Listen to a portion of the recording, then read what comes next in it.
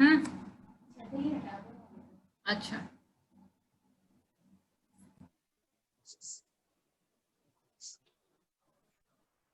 Rashmi, you can start.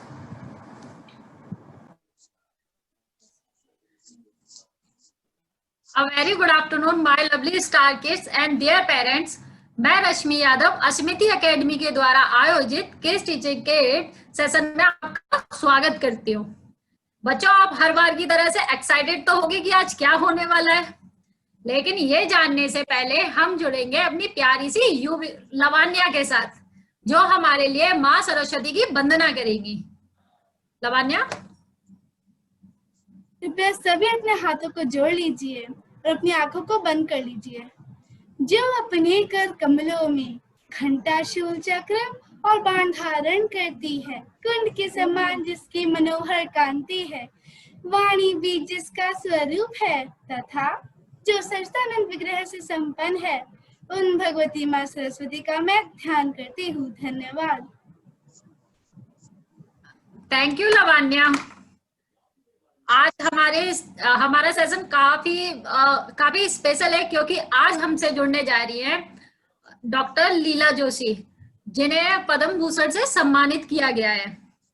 लेकिन उनसे मिलने से पहले हम अपना सेशन स्टार्ट करते हैं। बच्चों, आज पता है कौन सी डेट है? आज है 8 अगस्त। 8 अगस्त हमारे इतिहास में ना दर्ज किया गया है। पता है क्यों? क्योंकि 8 अगस्त 1942 को मोहनदास करमचंद गांधी ने भारत छोड़ो आंदोलन शुरू किया था, जिसे अगस्त आंदोलन या अगस्त क्रांति के नाम से भी जाना जाता है। इसी के साथ हम बढ़ते हैं आगे। बच्चों, आपको आज अभी तक ये तो पता लग ही गया होगा कि आर्ट एंड क्राफ्ट के जरिए हम बहुत कुछ सीख सकते हैं। ऐसे ही आर्ट एंड क्राफ्ट के जरिए आज हमें डेकोपोज सिखाने आ रही है हमारी आरुषि, जो कि इंदौर मध्य प्रदेश से बिलोंग करती है। वो आज हमें कुछ क्रिएटिविटी भरा हुआ ऐसा कुछ सिखाएंगी, लेकिन उसके लिए हमें जुड़ना होगा आरुषि के साथ। चलिए, मैं और आप दोनों मिलकर जुड़ते हैं आरुषि के साथ। Arushi? Yes ma'am. Arushi? Yes ma'am. हाँ जी। Hello everyone, I am Arushi and I am from Indore, currently studying in St. Joseph's Higher Secondary School. And today I will be teaching about Decopose, which is an art activity. So let's get started. So here I have a glass jug, and this is all I have painted with white paint, white acrylic paint. You can use oil paints also. And I have painted it. The whole glass jug is just covered, and you have to cover any object which you want. It can be a glass, it can be a jug, or it can be a wooden platform also. And then you have to cover it with this paint, and then you have to keep it for overnight drying. So I have just here, and I have tissue papers like this. These are available in the market, and you can use them. So I have these tissue paper cuttings which I have, and you have to use tissue paper and you have to split it into two parts like this. I have split it into two parts. So we have to use this one part. So I have just these cuttings here with me, which I'll be doing on this glass jug. Here I have this one for the upper part, and I have this one for the lower bottom part. So I'll be taking Fevicol and applying the Fevicol on the whole art surface.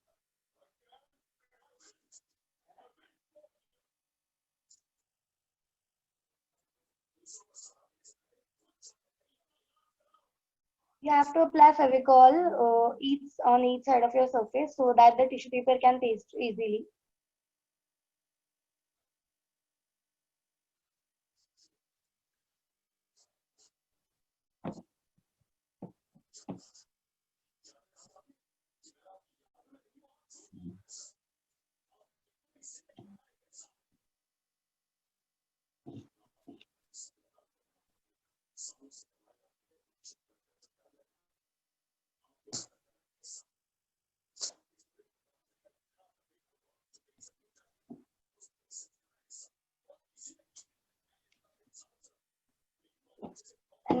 using this tissue paper which I have.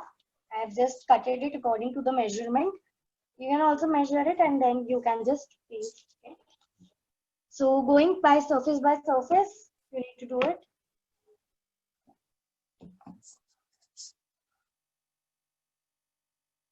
Tissue paper is very soft and it's very delicate, so it can be teared also. फट सकता है कहीं से भी, तो आपको press करते करते पूरे ऑब्जेक्ट पर आपको उसको लगाना है.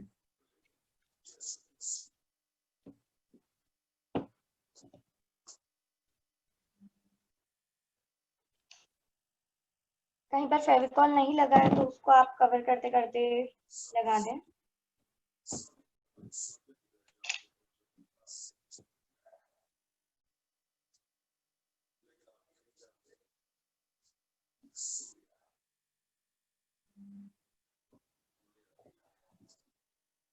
अच्छी तरीके से प्रेसिंग मोशन में हम हर तरफ से इसको लगा देंगे.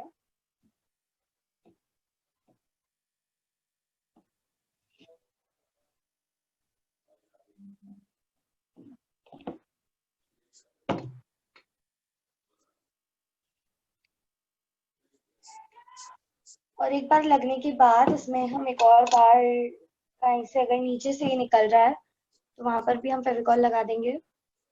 और कहीं से मुड़ भी रहा है तो उसको भी हम डेलिकेटली ब्रश से कवर कर देंगे. ऐसे हर जगह से कर दूंगी मैं. और जो जॉइंट्स हैं, जो कि मैंने यहाँ जॉइंट्स करे हैं, तो इन जॉइंट्स को भी मैं थोड़ा सा ब्रश पे फेविकॉल लूंगी और उससे कवर कर दूंगी.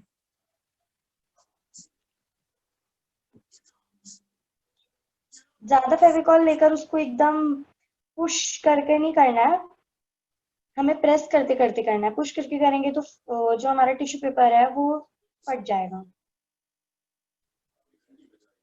और इनकेस अगर आपका टिश्यू पेपर कहीं बीच में से फट भी जाता है तो आप उसी कुछ शेड का पेंट यूज कर सकते हैं. जैसे कि ब्लू है तो ब्लू शेड का, व्हाइट है तो व्हाइट शेड का पेंट यूज कर कर आप उस जगह को फिल कर सकते हैं, जिसकी वजह से वो एम्प्टी नहीं दिखेगा और आपकी जो मिस्टेक है वो हिडन हो जाएगी. अब जहाँ कहीं पर भी अगर आपके क्रैम्प्स आ जाते हैं, एयर आ जाती है बीच में, तो आप उसको फेविकॉल लगाकर उसको ढक दीजिए.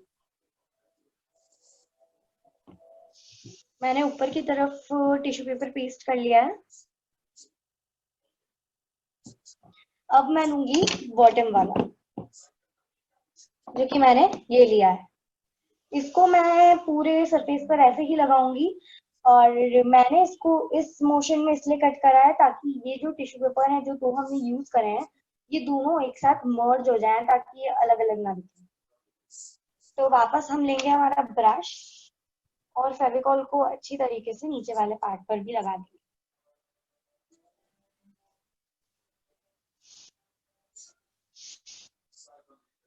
लेकिन ये चीज आपको पेस्ट वगैरह ये सब आपको तभी करना जब आपका जो बॉटम वाला एक्रेलिक पेंट है, ऑयल पेंट है या कोई सा भी पेंट जो आप सरफेस के लिए यूज करें पूरी तरीके से ड्राई हो जाए उसके बाद. तो वापस अगर आपने पूरे सरफेस पर फेविकॉल लगा दिया और पेस्ट नहीं हो पा रहा है, मतलब क्रैम्प्स आ रहे हैं बीच में या फिर एयर आ रही है या फिर आपका टिश्यू पेपर मुड़ रहा है, तो फेविकॉल लगाते जाएं और टिश्यू पेपर को पेस्ट करते जाएं.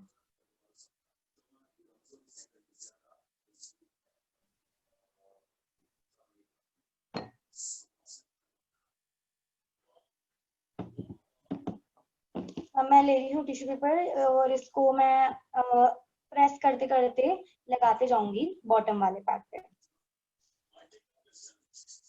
टिश्यू पेपर को पेस्ट करने से पहले एक बार साइज को नाप कर भी देख लें कि आपका टिश्यू पेपर फिट बैठ रहा है या नहीं. वरना जो स्पेस है अगर आपका छोटा पड़ गया है तो वो स्पेस के अंदर जो है वो खाली रह जाएगा स्पेस. अब मैं इसको बॉटम से स्टार्ट करते करते प्रेस करते करते लगा रही हूँ पूरे सरफेस पर. पूरे सरफेस पर मैं इसको ऐसे धीरे धीरे लगाऊंगी.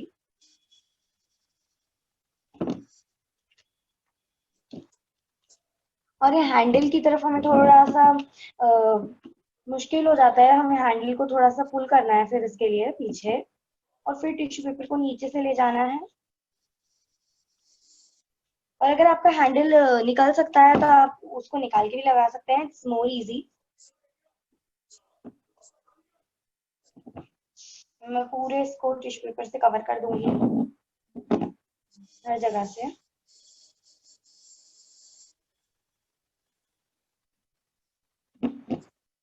और फिर मैं मेरे ब्रश से फेविकॉल लूंगी और इसको पूरा पक्का कर दूंगी, पीछे के जॉइंट्स को भी।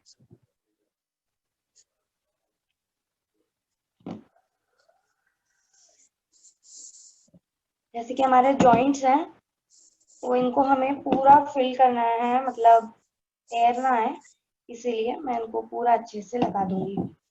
अगर आपसे नहीं बने तो आप टिश्यू पेपर को पहले ऐसे लीजिए और ऐसे कर उसको पूरा अच्छे से पेस्ट कर दीजिए सब कुछ।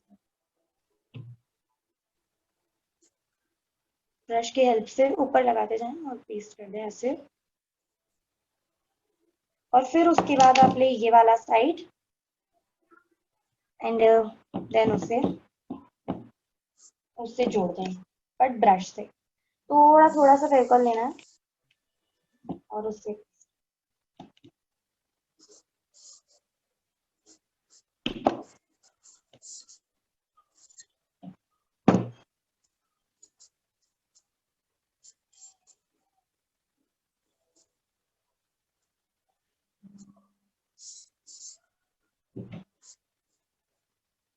अब उसके बाद एक और बार हम फेविकॉल लेंगे और जैसे कि हमने फेविकॉल यहीं लगाया था, हमें इसको इससे जोड़ना है, इसीलिए इसको ऊपर की तरफ करते जाएंगे ताकि जो हमारे टिश्यू पेपर है वो मर्ज दिखे।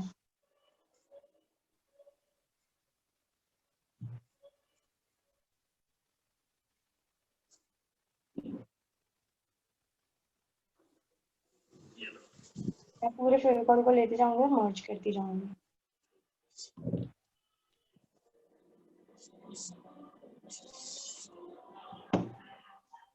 और बाकी को अगर आपके कहीं एयर आ गई तो उसको नीचे की तरफ करें।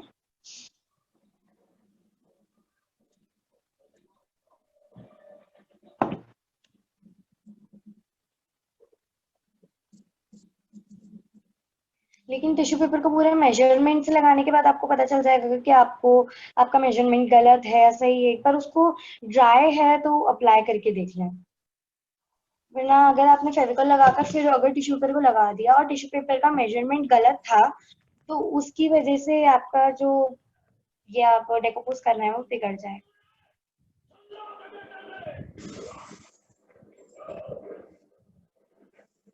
मैं पूरे ब्रश की मदद से उसको एक और बार पक्का कर रही हूँ।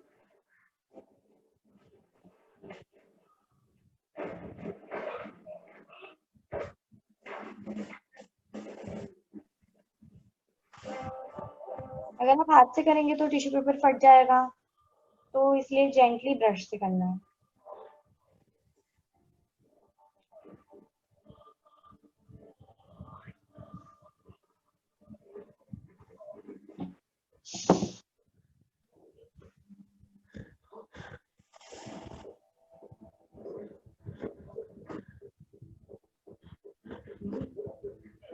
अब जो ये मेरा ये मर्ज हो गया है पूरी तरीके से, तो मैं इसको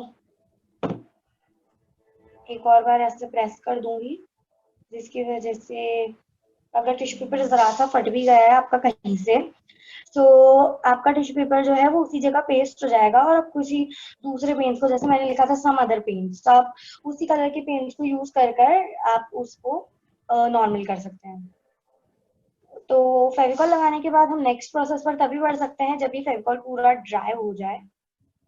तो इसीलिए मैं इस फेविकॉल को इस जग को यहाँ साइड में रख रही हूँ और मैंने 2 टिश्यू पेपर को मर्ज करके बनाया था।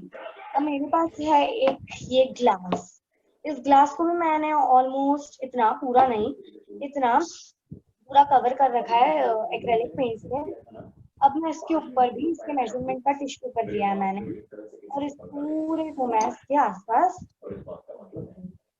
वही प्रोसेस करनी है हमको, बस हमको पेंट लेते जाना है और पेस्ट करते जाना है। ब्रॉड ब्रश ले रहे हैं तो मैंने फ्लैट ब्रशेस लिए हैं, फ्लैट ब्रशेस नंबर 1 एंड 2। तो फ्लैट ब्रश नंबर 2 से आप फेविकॉल वगैरह, पेंट वगैरह सब अप्लाई कर सकते हैं। और फ्लैट ब्रश नंबर 1 जो कि ये वाला ब्रश है, इससे आप फिनिशिंग टचेस वगैरह सब दे सकते हैं।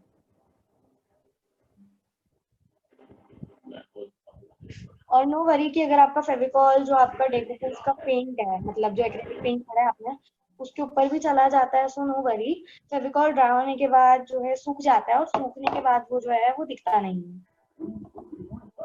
अब मैं लूंगी इसको, पेपर को, ब्रश को पूरा नहीं लेटाना वरना जो हमारी टेबल है उसके ऊपर फेविकॉल लग जाएगा।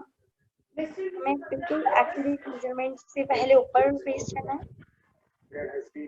एंड देन लाइन से नीचे जाते जाना है और यही प्रोसेस रिपीट करते करते हमको ये पूरे क्लास को कवर करना है।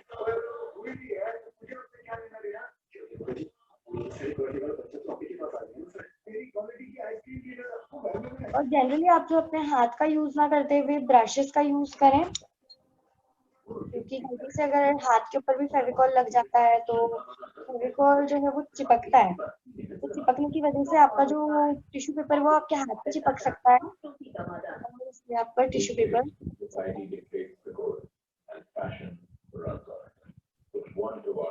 आप इसके लिए पॉइंटेड ब्रश भी ले सकते हैं, कम नंबर वाला, एकदम वेल डिफाइन करने के लिए। मैं थोड़ा सा फेविकॉल यूज कर रही हूँ और जॉइंट को जोड़ रही हूँ।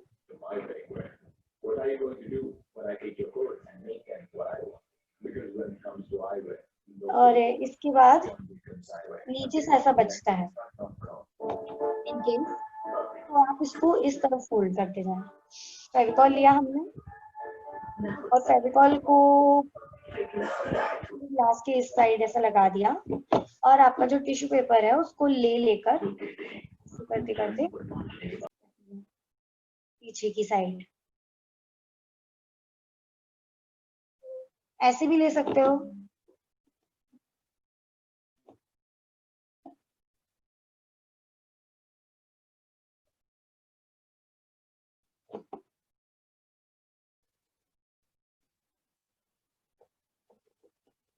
इजी करने के लिए मैंने पहले नीचे लगाया है और फिर उसके ऊपर भी मैं फेविकॉल से वापस एक और बार कर रही हूँ।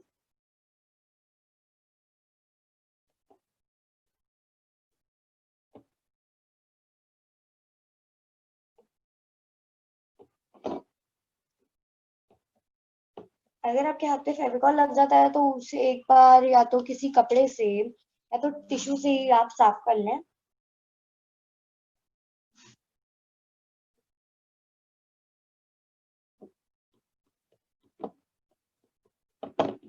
और मैंने इस तरह से पूरे जो मेरा एक्स्ट्रा पार्ट बच रहा था उसको मैंने पीछे की तरफ कर दिया। और मैं पूरे ग्लास को भी एक बार ऐसे ऐसे जेंटली पीछे की तरफ पुश करती जाऊंगी ताकि जो एयर है वो इस साइड आ जाए। और ये हमारा क्या ऐसा कुछ दिखेगा ये। और इसके बाद हमारे पास ये दो चीजें हुई है डेकोपोज के लिए। लेकिन अभी ये जो चीजें हैं, ये टिश्यू पेपर जो होता है ये जनरली ऐसा होता है कि आप ये गीला हो जाता है पानी के अंदर डिप करते हैं तो, या फिर इसको हम यूज नहीं कर पाते हैं, तो इसके ऊपर फिर हम लेंगे ये वार्निश, जिसे टचवुड भी बोल सकते हैं और ये मार्केट में बहुत इजीली अवेलेबल हो जाता है। और जब ड्राई हो जाए उसके बाद ही करना है ये सब। जैसे कि मेरा ये ड्राई हो गया है तो मैं ले रही हूँ वार्निश।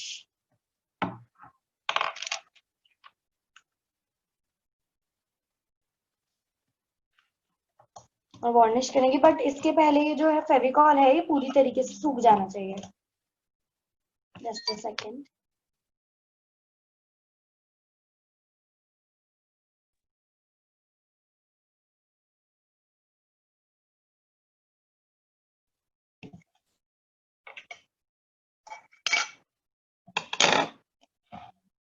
अब मैं ब्रश लूंगी और वार्निश के अंदर ब्रश को डिप करूंगी।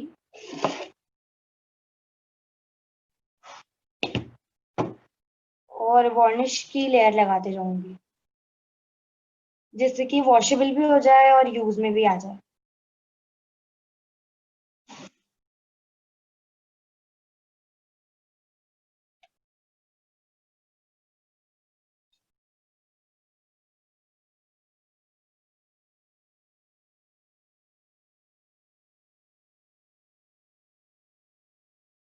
अच्छे से पूरे जग को वार्निश से कवर कर देना है।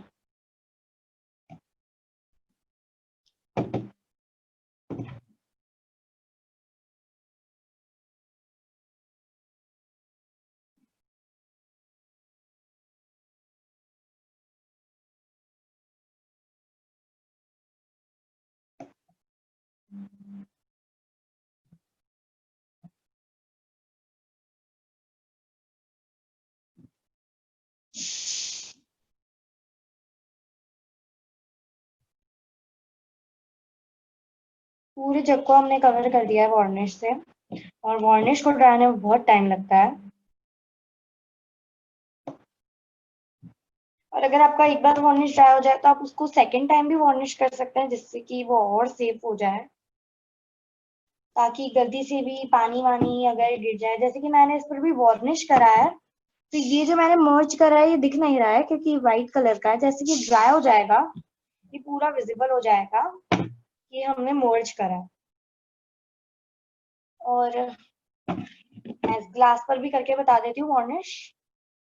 हमने इसको डिप करा एंड देन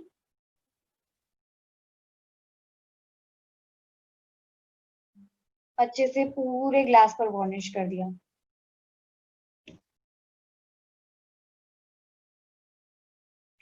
और आप एज अ कॉम्बिनेशन बनाने के लिए भी सेम टाइप के टिश्यू पेपर से ग्लास और जग दोनों को बना सकते हैं, लाइक 6 ग्लासेस एंड 1 जग, तो उससे वो प्रिटी भी लगता है।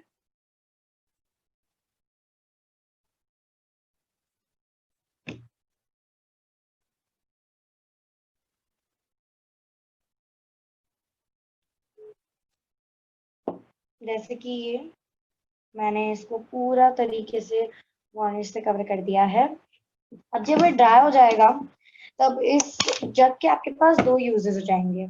एक यूज ये हो जाएगा कि आप इसको नॉर्मली जिस यूज में आता है, जैसे कि पानी डालने के लिए, एंड सेकेंड चीज ये है कि आप इसको इन ड्राई फ्लावर से, जैसे कि ये है मेरे पास, इनकी मैचिंग के फ्लावर से कवर कर कर, लीव्स से कवर कर कर, पूरे पीस कर कर, उसका ढक्कन हटाकर जो है हमारे पास, इसको आप ड्राई डेकोरेशन के लिए भी यूज कर सकते हैं। अगर आपके घर में ड्राई डेकोरेशन वाले फ्लावर्स हो तो आप उसको इसके अंदर डालकर एज अ डेकोरेटिव भी यूज कर सकते हैं, या फिर आप यहाँ पर भी फ्लावर्स लगाकर यूज कर सकते हैं। एग्जाम्पल,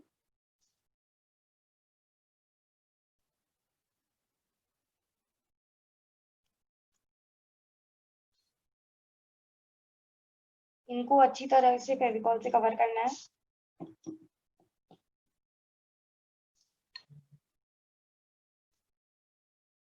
और फेविकॉल दिखेगा भी तो आपको वरी करने की कोई जरूरत नहीं है, क्योंकि फेविकॉल सूखने के बाद दिखता नहीं है।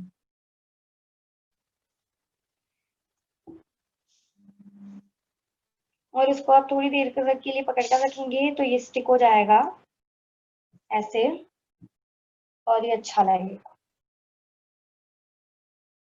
आप इसको और सिरेमिक फ्लावर से भी कवर कर सकते हैं।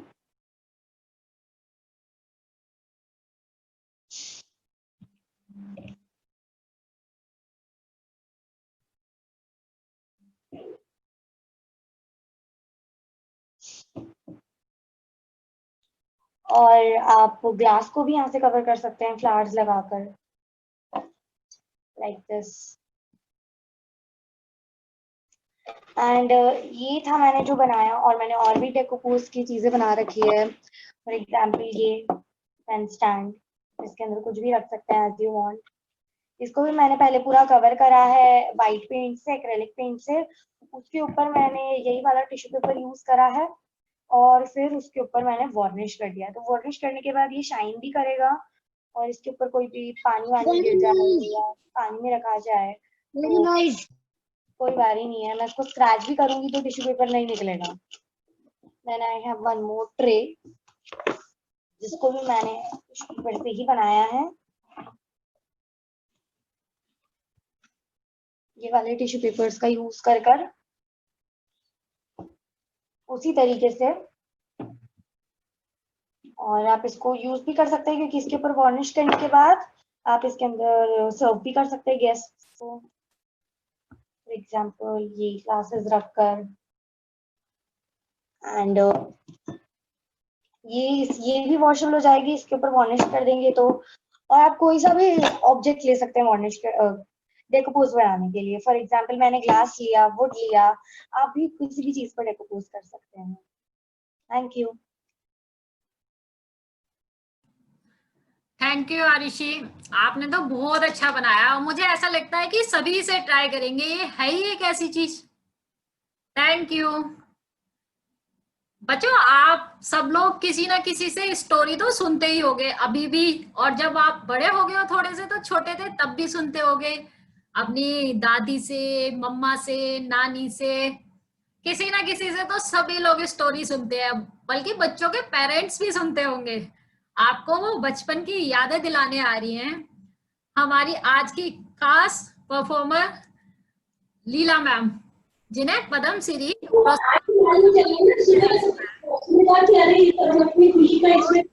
हम जुड़ते हैं। लीला मैम प्लीज। सबसे पहले मैं ये स्मृति एकेडमी की आप सभी को रश्मि, अजय और जो भी यहाँ पर हैं बहुत बहुत धन्यवाद देना चाहूंगी। और मेरे बच्चों को प्यारे आज तो ये आरुषि ने मजा ही कर दिया, बहुत अच्छा आरुषि, मेरा बहुत बहुत आशीर्वाद तुमको, खूब बढ़ो, बहुत टैलेंटेड हो तुम। तो आज बच्चों तुम लोगों को कहानी सुनाऊंगी, इससे पहले मैं तुम्हारा बहुत बहुत आशीर्वाद मेरा तुम सबको। मैं आज तुम लोगों को कहानी सुनाने के लिए एक मैंने कहानी संग्रह निकाला। ये कहानी संग्रह का नाम है दोस्ती, और ये बच्चों का ही कहानी संग्रह है। और ये लिखी कहानी संग्रह मेरी माँ श्रीमती, और जो कहानी मैं आपको सुनाने जा रही हूँ वो है दोस्ती का असर, संगति का असर, ठीक है ना। तो एक शहर में एक व्यक्ति रहता था जिसका नाम था जनार्दन। जनार्दन की एक छोटी सी रोज के काम में आने वाली दुकान थी, ठीक है। तो वो उसका एक लड़का था जिसका नाम था राजेश, राजू कहते थे उसको। जनार्दन हमेशा मन में सोचता था कि मैं तो ज्यादा पढ़ा लिखा नहीं हूँ, पर मैं अपने बच्चे राजू को बहुत पढ़ाऊंगा और बड़ा आदमी बनाऊंगा। राजू भी बहुत अच्छा लड़का था, अपने माता पिता की आज्ञा का पालन करता था, जैसे तुम सब करते ही होगे। और जैसे सुबह समय से उठना, समय से स्कूल जाना, ऐसे वेबिनार वगैरह होते रहते हैं। अच्छा है। स्कूल में भी वो सबका बहुत प्यारा था। आपकी वीडियो मैंने ऑफ कर दी। हाँ हाँ कुछ दिन के बाद ये राजू के पिता को लगा कि राजू जैसा पहले था वैसा अब नहीं है। सुबह आलस करता है, देर तक उठता नहीं है, आज्ञा का पालन नहीं करता, स्कूल भी कभी जाता है कभी नहीं जाता, कभी देर से घर लौटता है। तो राजू के पिता ने सोचा कि आखिर ये ऐसा करता है तो क्यों कर रहा है, मालूम करना पड़ेगा। तो उसे पता चला कि वो तो स्कूल जाता ही नहीं है और कुछ उसी के जैसे 2-4 दोस्तों के साथ कहीं बाहर मस्तीखोरी में निकल जाता है। तो राजू के पिता को बहुत चिंता हुई कि ये बदलाव का आखिर कैसे आ गया इतने अच्छे लड़के में। ये तो दिख क्यों नहीं रहा? राजू के पिता ने राजू को बहुत समझाया ये ले कि स्टोरी सुन ले। तू जिन बच्चों के साथ जाता है वो बच्चे सही नहीं है, तू उनका साथ छोड़ दे। पर राजू तो जिद में ही था, उसने अपने पिता की नहीं सुनी। तो राजू का पिता जनार्दन बहुत चिंतित होने लगा, परेशान रहने लगा कि अब मैं क्या करूं इस बच्चे के लिए। एक दिन उनके एक मित्र आए जो शिक्षक थे। राजू के पिता ने, जनार्दन जी ने अपने मन की परेशानी शिक्षक को बताई। गुरुजी ने कहा कि चिंता मत करो, मैं कोशिश करता हूं कि राजू ठीक हो जाए। कल सुबह इसको मेरे साथ भेज देना, मेरे पास भेज देना। तो राजू घर आया, जब डोल डाल के दोस्तों के साथ मस्तीखोरी करके घर लौटा तो उसके पिता ने कहा कि राजू तुझे कल गुरुजी ने बुलाया है, तू जाना। राजू ने कहा मैं क्यों जाऊं, मैं तो नहीं जाऊंगा। आपने जरूर गुरुजी से मेरी शिकायत की होगी, वो मुझे डांटेंगे मारेंगे, मैं तो नहीं जाऊंगा। जब बहुत जनार्दन ने बहुत समझाया, इसके बाद राजू जाने के लिए तैयार हो गया। राजू सुबह गया तो गुरुजी घर से बाहर निकल रहे थे घूमने के लिए। दोनों संग संग घूमने को निकल गए। राजू को बहुत अच्छा लगा सुबह की ठंडी ठंडी हवा, क्योंकि बहुत दिनों से तो उसने सुबह उठना ही छोड़ दिया था। ठंडी ठंडी हवा, फिर बगीचे में गए, वो बगीचे की सुगंध राजू को घूमने में बहुत अच्छा लगा। फिर जब वो लौट के घर आए तो राजू ने कहा मैं कल भी आऊंगा गुरुजी। गुरुजी ने कहा जरूर आना। इस हिसाब से फिर वो 2 दिन 3 दिन उसकी आदत सुधर गई, वो गुरुजी के साथ घूमने जाता रहा। एक दिन जब उनको घूमने जाना था, उससे पहले कुछ थोड़ी सी बारिश हो गई। तो वो जमीन से, बारिश के बाद कैसा होता है ना, जमीन से वो सौंधी सौंधी खुशबू आती है। तो उस दिन बहुत अच्छा लगा राजू को। जब वो बगीचे में घूम रहे थे तो गुलाब की खुशबू, फूलों की खुशबू, गुरुजी ने कहा राजू जरा इसकी बगीचे की थोड़ी मट्टी तो उठा और सूंघ के बता कैसी है। राजू ने वो मट्टी उठाई और बहुत खुश हो गया, खूब खुश हो गया। अरे इसमें तो बहुत अच्छी अच्छी खुशबू आ रही है, गुलाब की, फूलों की, बहुत मजा आया, बहुत मजा आया। फिर ठीक है, वो बगीचे से आगे घूमने गए। आगे गए, आगे गए, आगे एक नाला पड़ता था। वहां पे बहुत कीचड़ और गंदगी हो रही थी, वहां से बदबू आ रही थी। गुरुजी ने कहा राजू जरा ये यहाँ से मट्टी उठा। गुरुजी, वो राजू ने मट्टी उठाई। ना ना मैं नहीं उठाऊंगा, बहुत बदबू है इसमें। अरे बहुत ज्यादा बदबू है, फेंक दिया। तो गुरुजी ने कहा तुम्हें समझ में आया, मट्टी तो दोनों जगह एक सी है, यहाँ की भी मट्टी और वहां की भी मट्टी। वहां की मट्टी में क्यों सुगंध आ रही थी, क्यों खुशबू आ रही थी? क्योंकि उसकी संगति फूलों से थी, गुलाब से थी। तो ये उसकी संगति का, उसके आजू बाजू के माहौल का असर है कि उसके बगीचे की मिट्टी से खुशबू आ रही थी और ये नाले की मट्टी से बदबू आ रही है, क्योंकि इसके आसपास इसकी संगति गंदी चीजों से है। तो अब तुम्हारे समझ में आया क्या, अच्छी संगति का असर खुद ब खुद कैसे आपके अंदर आ जाता है और खराब संगति का असर, खराब माहौल का असर कैसे आप पे अपने आप आ जाता है। राजू ने कहा, राजू बिल्कुल समझ गया कि मेरी खराब संगति का असर जो है मेरे में, अब मैं बिल्कुल उन लोगों के साथ नहीं जाऊंगा। खराब संगति का असर, और राजू के समझ में आ गया, उसने अपना संगति छोड़ दी और फिर अपने पढ़ने लिखने में मन लगाया और बहुत बड़ा आदमी राजू बना जो उसके पिता चाहते थे। संगति का असर बच्चों को क्या, बड़ों को भी होता है, और बड़ों को जब ये बहुत ज्यादा अनरिटर्नेबल, जब बहुत ज्यादा हो जाता है तो फिर वो उसको सही भी नहीं कर सकते। इसलिए बच्चों, संगति का असर पूरे आपको आगे की लाइफ में, आपके पूरे जीवन के लिए संगति का असर बहुत मायने रखता है।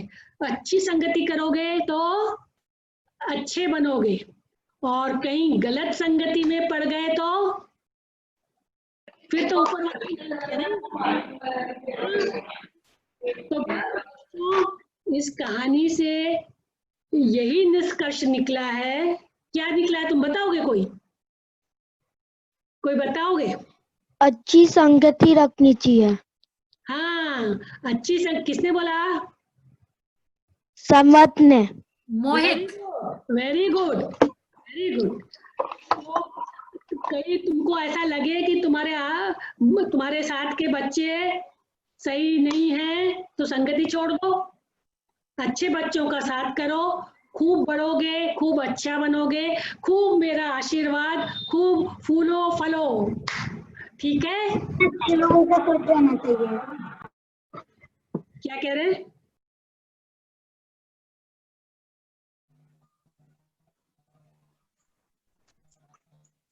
हेलो एवरीवन, आई एम अर्णिमा और मैं क्लास 6 में पढ़ती हूँ। आपके साथ क्यूब एक्टिविटी करने जा रही हूँ, जिसमें मैं आपको 3x3 रूबिक्स क्यूब का पहले इंट्रोडक्शन दूंगी, उसके बाद में फर्स्ट 2 लेयर्स कैसे सॉल्व करते हैं साथ में उसका बताऊंगी, उसके बाद में आपको थर्ड लेयर बताऊंगी, उसके साथ साथ मैं आपको पैटर्न्स भी सिखाऊंगी। तो मैं आपको पहले इसका इंट्रोडक्शन दे देती हूँ। इस पूरे क्यूब में 6 फेजेस होते हैं या 6 कलर्स होते हैं, और यहाँ पे 3 तरह के पीसेस होते हैं जो हर कलर या हर फेस पे होते हैं। पहला होता है हमारा सेंटर, जो ये मिडल पे होता है और ये हर फेस पे होता है, और ये हर फेस को कलर भी बताता है। जैसे ये व्हाइट है तो ये पूरे व्हाइट को बताएगा। दूसरा होता है हमारा एच पीस, जो 2 कलर का होता है। 2 कलर इसमें इसलिए होते हैं क्योंकि ये 2 फेसेस को बताते हैं। For example white and green, तो व्हाइट को बता रहा है और ग्रीन को बता रहा है। हमारा तीसरा तरह का जो पीस होता है वो होता है कॉर्नर में 3 कलर होते हैं, और 3 कलर का मतलब क्या है, वो 3 फेसेस को बता रहा है। फॉर एग्जाम्पल व्हाइट कलर का व्हाइट बता रहा है, ग्रीन बता रहा है और रेड बता रहा है। तो अब मैं आपको इसकी लेयर्स बता देती हूँ। लेयर है, फर्स्ट लेयर है हमारी राइट लेयर, ये हमारी लेफ्ट लेयर, ये हमारी अप लेयर, ये हमारी डाउन लेयर, ये है हमारी फ्रंट लेयर, ये है हमारी बैक लेयर। ये इसमें 2 तरह की जो लेयर्स होती है वो एक्स्ट्रा आती है, वो सिर्फ पैटर्न्स बनाने में काम आती है। फर्स्ट होती है हमारी मिडल लेयर। ये मिडल लेयर राइट और लेफ्ट के बीच में आती है, और दूसरी तरह की जो डिफरेंट लेयर है वो है सेंटर लेयर, जो अप और डाउन के बीच में आती है। ठीक है, तो मैंने इसका पूरा आपको इंस्ट्रक्शन दे दिया है, बस अब मैं इसको स्क्रैम्बल कर लेती हूँ और मैं आपको बताती हूँ इसको कैसे सॉल्व करना है।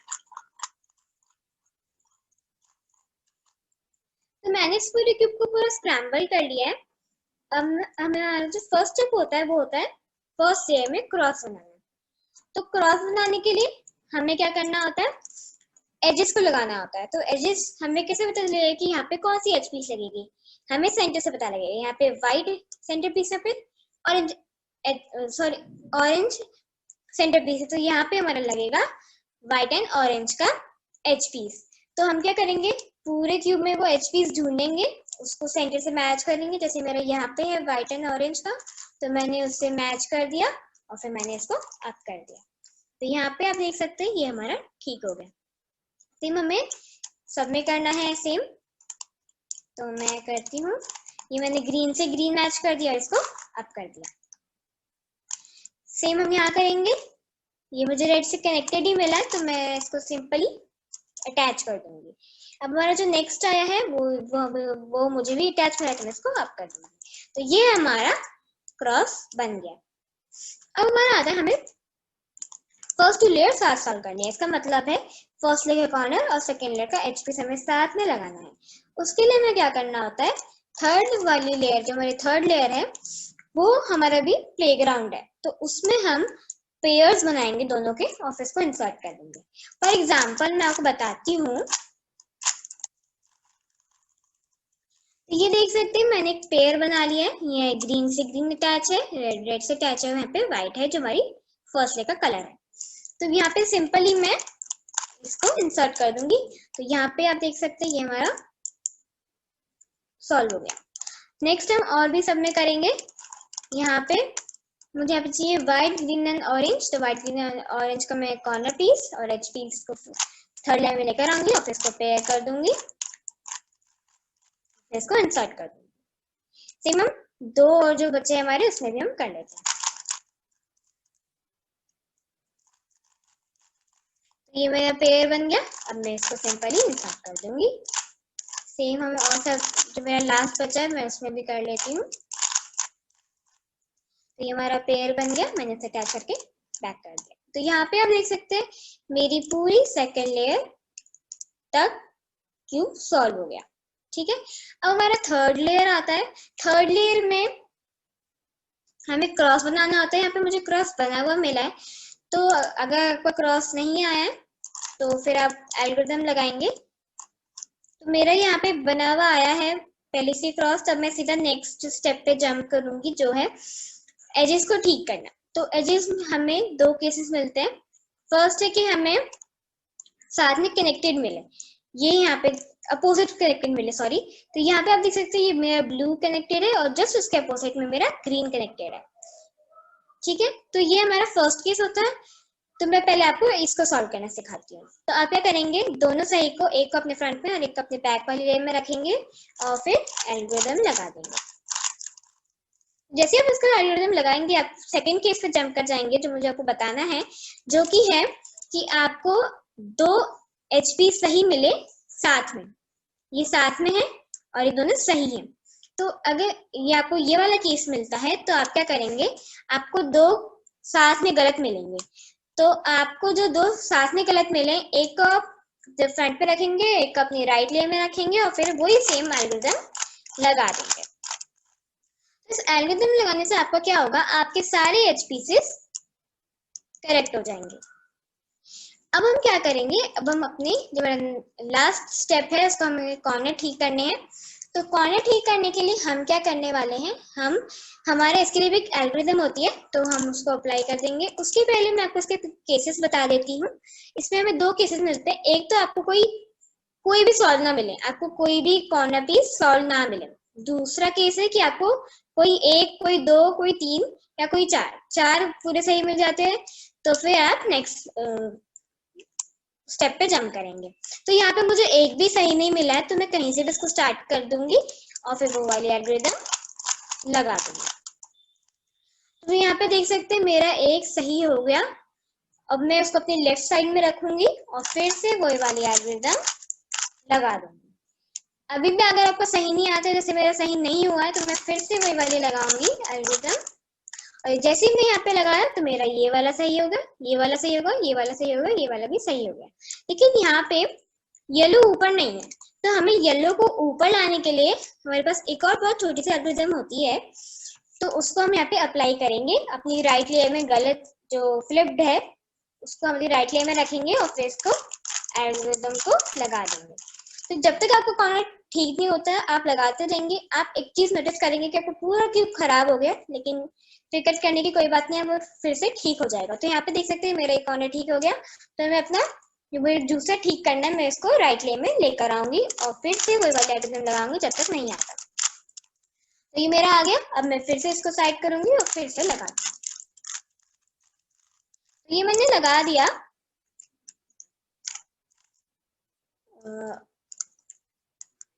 Just a minute ma'am.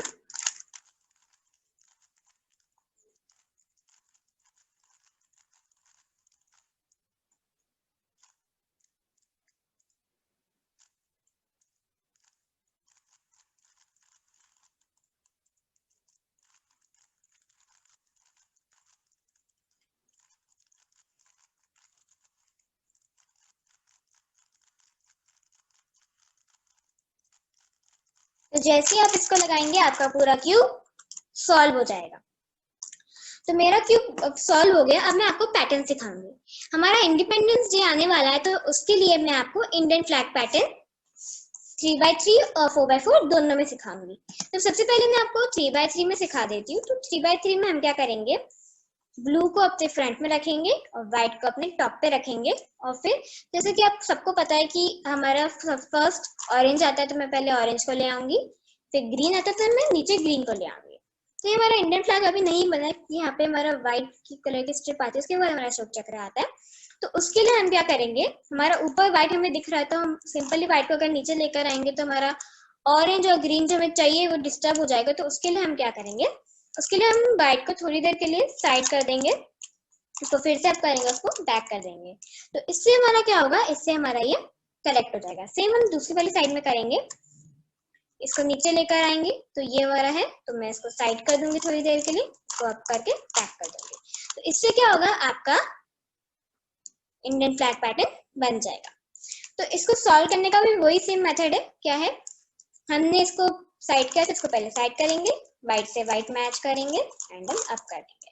Same हमने यहाँ लगाया था, तो इसको साइड कर देंगे, नीचे लेकर आएंगे, बैक करेंगे, अप कर देंगे। और फिर हमारा इसको ठीक करना है, तो मैं इसको ठीक कर दूंगी, हमारा क्यूब सॉल्व हो जाएगा। सेम हम 4x4 के साथ करेंगे। तो 4x4 में आपको मैं एक चीज बता देती हूँ, इससे भी right layer, left layer, up layer, down layer, front layer and back layer होती है। लेकिन इसमें एक चेंज आ जाता है कि हमारे जो मिडल लेयर और सेंटर लेयर मैंने आपको बताई थी, वो 2 लेयर बताती है, क्योंकि 4x4 रूबिक्स क्यूब में लेयर्स डबल हो जाती हैं। तो ये हमारी 2 जो साथ में है वो हमारी मिडल लेयर कहलाती है, और ये जो है साथ में, इसको हम सेंटर लेयर कहते हैं 4x4 रूबिक्स क्यूब। तो वही सेम हम यहाँ पे लगाएंगे, व्हाइट को अपने टॉप पे रखेंगे, ब्लू को अपने फ्रंट में रखेंगे, उसके बाद ऑरेंज को लेकर आएंगे, ग्रीन को लेकर आएंगे, ये मैं लेकर आ गई। अब वही व्हाइट को लेकर आएंगे, इसको साइड कर देंगे, अप एंड बैक। तो ये हमारा एक हो गया। सेम हम यहाँ करेंगे, व्हाइट को लेकर आएंगे, बैक कर देंगे, अप करेंगे, बैक कर देंगे। तो इससे हमारा क्या होगा, इसमें हमारा 4x4 रूबिक्स क्यूब में भी इंडियन फ्लैग पैटर्न बन जाएगा। सेम हम जैसे हमने 3x3 में इसको सॉल्व किया था, सेम हम यहाँ पे भी सॉल्व करेंगे। इसको साइड कर देंगे, बैक करेंगे, इसको अप कर देंगे, तो हमारा ये वाला एक सही हो गया। अब सेम हम इसको नीचे लेकर आएंगे, बैक करेंगे एंड अप करेंगे। तो अब सिंपली हम इसको लेकर आ जाएंगे, हमारा पूरा क्यूब सॉल्व हो जाएगा। अब हमारा जो नेक्स्ट पैटर्न आता है वो है 6 डॉट पैटर्न। 6 डॉट पैटर्न को बनाने के लिए हम क्या करेंगे, मैंने आपको बताया था कि मिडल लेयर और सेंटर लेयर। तो मिडल लेयर को हम नीचे घुमाएंगे, ठीक है, इसको नीचे की तरफ घुमाएंगे। उसके बाद सेंटर वाली लेयर को लेफ्ट की तरफ घुमाएंगे, घुमा दिया। उसके बाद अपनी मिडल वाली लेयर को जो राइट और लेफ्ट के बीच में है उसको अप घुमाएंगे, और फिर अपनी सेंटर वाली लेयर को हम राइट की तरफ घुमा देंगे। तो ये हमारा 6 डॉट पैटर्न बन जाएगा। इसको सॉल्व करना भी बहुत इजी है। हम क्या करेंगे, आप कोई भी बाउंड्री चूज करेंगे। बाउंड्री का क्या मतलब है, ये पूरी बाउंड्री है और ये ऑरेंज कलर की बाउंड्री है। तो मैं ऑरेंज कलर का सेंटर अपने टॉप वाली लेयर में रखूंगी। तो मैंने ये टॉप वाली लेयर में रख लिया। अब मैं क्या करूंगी, मिडल वाली लेयर को नीचे करूंगी। तो जैसे मैं नीचे करूंगी, यहाँ पे ऑरेंज का एक एच बनेगा। तो यहाँ पे आप देख रहे होंगे 2 कलर डिफरेंट है। वो 2 कलर मेरा क्या है, येलो है। तो येलो ये तो या तो आपका राइट साइड में होगा या तो लेफ्ट साइड में होगा। मेरा राइट साइड में है, तो मैं सेंटर वाली लेयर को येलो से मैच कर दूंगी। अब मुझे यहाँ पे दिख रहा है कि यहाँ पे येलो की स्ट्रिप है, यहाँ पे भी येलो की लाइन है, तो मैं इसको यहाँ से मैच कर दूंगी और मैं सिंपली इसको क्यूब को कनेक्ट करके इस पूरी को सॉल्व कर लूंगी। सेम हम 4x4 के साथ करेंगे। 4x4 में हमने क्या किया था, मिडल वाली लेयर को नीचे किया था, सेंटर वाली लेयर को लेफ्ट घुमाया था, मिडल वाली लेयर को ऊपर किया था, सेंटर वाली लेयर को राइट घुमाया था। तो फिर से हमारा 4x4 रूबिक्स क्यूब में भी 6 डॉट पैटर्न बन गया। इसको सॉल्व करना भी वही सेम है। मैंने ऑरेंज कलर की बाउंड्री ली, सेंटर ऊपर रखा, उससे मैच कर दिया। इसका मेरा ग्रीन आया है, तो ग्रीन मेरे राइट में आया है, मैं इसे मैच कर दूंगी। मुझे ऊपर ग्रीन की स्ट्रिप दिख रही है, मैंने ग्रीन से ग्रीन मैच कर दिया। और फिर यहाँ पे मैं इसको सिंपली अटैच कर दूंगी और हमारा पूरा क्यूब सॉल्व हो जाएगा। अब जो नेक्स्ट पैटर्न है हमारा वो है चेक बोर्ड पैटर्न। तो चेक बोर्ड पैटर्न बनाने के लिए हम मिडल वाली लेयर जो मेरे राइट और लेफ्ट के बीच में होती है हम इसको 2 बार घुमाएंगे। ये हमने इसको 2 बार घुमा दिया। अब हम क्या करेंगे, सेंटर वाली लेयर को 2 बार लेफ्ट की तरफ घुमाएंगे। तो हमने लेफ्ट की तरफ घुमा दिया। अपनी फ्रंट वाली लेयर को 2 बार घुमाएंगे, अपनी बैक वाली लेयर को भी 2 बार घुमा देंगे। तो इससे हमारा चेक बोर्ड पैटर्न बन जाएगा। इस एल्गोरिथम को आपको फिर से लगाएंगे तो आपको फिर से पूरा क्यूब सॉल्व हो जाएगा। मैं आपको दिखा देती हूँ। मिडिल वाली लेयर को 2 बार ऊपर करेंगे, सेंटर वाली लेयर को 2 बार राइट घुमाएंगे, फ्रंट वाली लेयर को 2 बार घुमाएंगे और बैक वाली लेयर को 2 बार घुमाएंगे तो हमारा पूरा क्यूब सॉल्व हो गया। सेम हम करेंगे 4x4 के साथ। मिडिल वाली लेयर को 2 बार ऊपर करेंगे, सेंटर वाली लेयर को 2 बार घुमाएंगे, फ्रंट वाली लेयर को 2 बार घुमाएंगे और बैक वाली लेयर को 2 बार घुमा देंगे। तो इससे हमारा 4x4 रूबिक्स क्यूब में भी चेक बोर्ड पैटर्न बन जाएगा। अब इसको सॉल्व करना भी वैसे ही है जैसे हमने 3x3 में सॉल्व किया था। मिडिल वाली लेयर को 2 बार ऊपर करेंगे, सेंटर वाली लेयर को 2 बार साइड करेंगे, फ्रंट वाली लेयर को 2 बार घुमाएंगे और बैक वाली लेयर को भी 2 बार घुमा देंगे। तो इससे हमारा क्यूब सॉल्व हो जाएगा। तो ये था हमारा लास्ट पैटर्न। अब मैं आपसे मिलूंगी नेक्स्ट सेशन में। तब तक के लिए thank you for giving me your time.